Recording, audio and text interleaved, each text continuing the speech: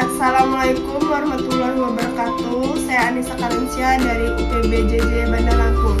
Di sini saya akan melakukan praktikum mengenai pencernaan makanan. Yang pertama ada mulut. Mulut proses awal dari pencernaan yaitu pada saat makanan masuk ke dalam mulut.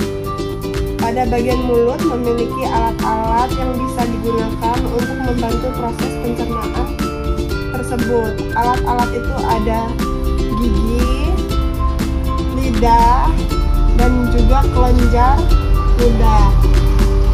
Pada bagian rongga mulut, makanan itu akan mengalami proses pencernaan secara mekanik sekaligus secara kimiawi. Berikutnya ada kerongkongan. Kerongkongan merupakan saluran yang ada di antara rongga mulut sampai lambung.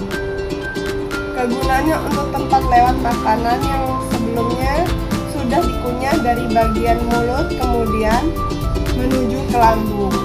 Di kerongkongan tidak akan terjadi suatu proses pencernaan. Kontraksi dari otot kerongkongan akan mendorong makanan ke lambung. Selanjutnya ada lambung. Lambung merupakan kantong besar yang letaknya ada di bagian di sebelah kiri dari rongga perut.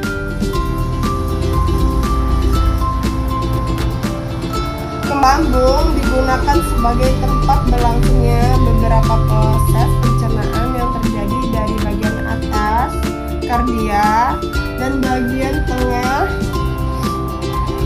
yaitu fundus, bagian bawah pilorus.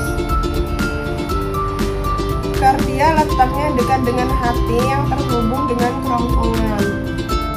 Pilorus terhubung dengan bagian usus 12 jari pada bagian ujung kardia dan juga pilorus. Pilorus memiliki struktur berupa sphincter pilorus, yaitu pita otot melingkar berbentuk cincin yang berfungsi sebagai katup. Katup ini berfungsi untuk menahan makanan di dalam lambung. Agar proses pencernaan kimiawi selesai lalu mengatur pengeluaran makanan secara bertahap menuju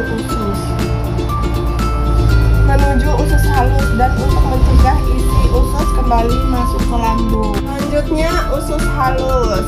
Usus halus, ukuran dari usus halus adalah sekitar 6,5 meter. Berlangsungnya sebagian besar proses pencernaan yakni pada 1 meter awal dari usus halus.